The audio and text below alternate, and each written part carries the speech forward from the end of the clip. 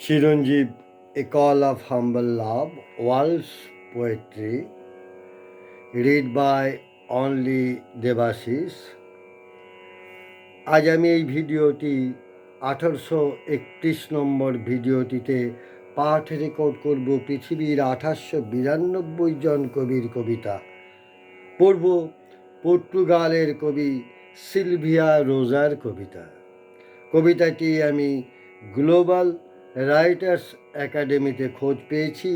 এরপর কবির সাথে যোগাযোগ, কবির ছবি সংগ্রহ ইত্যাদি পড়ছি।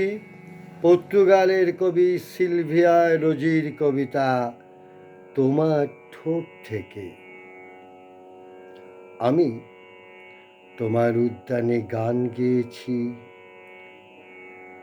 তোমার মাঠ থেকে তুলে নিয়েছি ফুল ও ফল।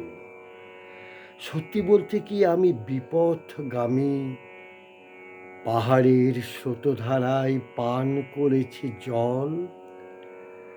আমি আরোহণ করেছি ভিন এক দুনিয়ায়, ভেসে যায় অনন্য এক স্বপ্নে। তুরীয় আনন্দের স্রোতে গভীর সমুদ্রে ডুবে যায়।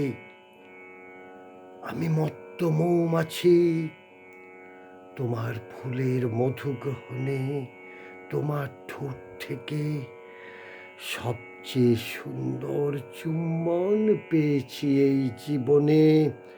আর পড়ে গেছি ভীষণ ভীষণ তোমার প্রেমের রসায়নে।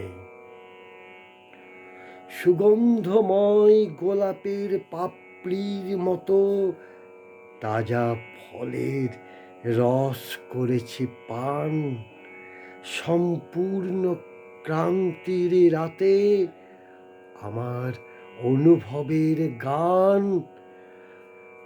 তুমিও কি উপভোগ করনি আমার মতো? পড়লাম পর্তুগালের কবি সিলভিয়া রোজার কবিতা। কবিকে আমার শুভেচ্ছা, অভিনন্দন ও ভালোবাসা। কবির জয় হোক।